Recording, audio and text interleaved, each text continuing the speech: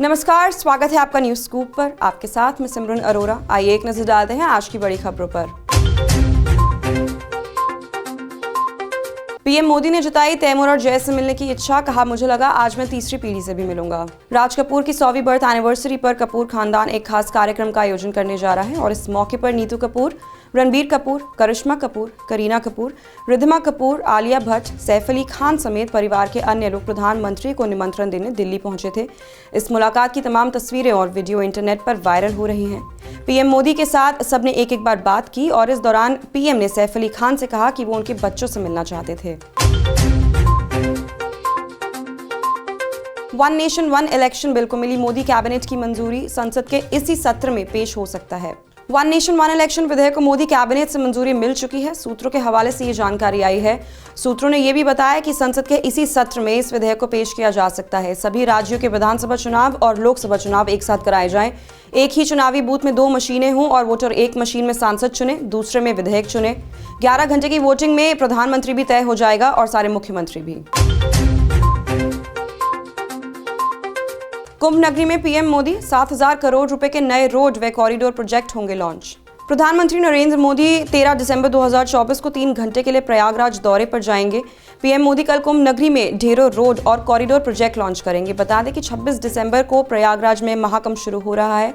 महाकुंभ के लिए राज्य सरकार और केंद्र सरकार ने बड़े प्रोजेक्ट शुरू किए हैं ताकि आने जाने वाले श्रद्धालुओं को आवाजाही में परेशानी ना हो और उन्हें कुंभ में हर तरह की सुविधा मिल सके। महाराष्ट्र कैबिनेट की रेस दिल्ली तक। शाह से मीटिंग के बाद अजीत पवार ने बताई मंत्रिमंडल विस्तार की तारीख। महाराष्ट्र में महायुति की सरकार बन गई है और पावर शेयरिंग के फॉर्मूले पर सहमति को अंतिम रूप दिए जाने लगा है। मुख्यमंत्री देवेंद्र फडणवीस के बाद गुरुवार सुबह एनसीपी प्रमुख और उप मुख्यमंत्री अजीत पवार ने भी केंद्रीय गृह मंत्री अमित शाह से मुलाकात की। ये मुलाकात संसद भवन में शाह के दफ्तर में हुई है। महाराष्ट्र में 14 दिसंबर को नए मंत्रिमंडल के सदस्यों का शपथ ग्रहण कार्यक्रम है। चाचा को चुनावी शिकस्त देने के बाद जब पहली बार शरद पवार से मिले अजीत पवार। महाराष्ट्र विधानसभा चुनाव में एनसीपी नेता अजीत पवार ने एमवी के तहत बड़ी जीत दर्ज की है। वह राज्य में बनी देवेंद्र फडणवीस की सरकार में डेप्यूटी सीएम के पद पर हैं। चुनाव में उन्होंने चाचा शरद पवार को बड़ा झटका दिया है। राज्य में बड़ी जीत के बाद अजीत पवार पहली बार चाचा शरद पवार से मुलाकात की है। अजीत पवार एनसीपी के बड़े बड़े नेताओं से लेकर अपनी पत्नी सुनेत्रा पवार के साथ शरद पवार के पास पहुंचे। ये मौका इसलिए खास रहा क्योंकि आज शरद पवार का जन्मदिन है। अमेरिका के लिए बेहतरीन दिन। एफबीआई चीफ के इस्तीफे के ऐलान पर खुश हुए ट्रंप। अमेरिका की जांच एजेंसी एफबीआई के डायरेक्टर क्रिस्टोफर रे ने पद से इस्तीफा देने का ऐलान कर दिया है। उन्होंने कहा कि वो जनवरी में राष्ट्रपति बाइडेन का कार्यकाल खत्म होते ही पद से इस्तीफा दे देंगे। उनका ये फैसला ट्रंप के उस ऐलान के कुछ दिनों बाद आया जब उन्होंने एफबीआई चीफ के तौर पर भारतवंशी कश पटेल का चुनाव किया था। ग्रेटर नोएडा में नितिन गडकरी की बड़ी घोषणा। ई वाहनों पर 50% तक ऑफ। ग्रेटर नोएडा में आयोजित बोमाकॉन एक्सपो में केंद्रीय सड़क परिवहन मंत्री नितिन गडकरी ने इलेक्ट्रिक वाहन क्षेत्र में एक बड़ी बात कही है। उन्होंने घोषणा की है कि अगले 2 वर्षों में इलेक्ट्रिक वाहनों के दाम लगभग आधे हो जाएंगे, जो भारत में ई मोबिलिटी को एक नई दिशा प्रदान करेंगे। जवाहरलाल नेहरू स्टेडियम में जश्न-ए-एकता का होगा आगाज। तारीख से लेकर सभी जरूरी डिटेल्स आ गई हैं। जश्न-ए-एकता 2024 दुनिया के सबसे बड़े उर्दू भाषा और संस्कृत उत्सवों में से एक है। ये 13 दिसंबर से 15 दिसंबर 2024 तक नई दिल्ली के जेएलएन स्टेडियम में आयोजित किया जाएगा।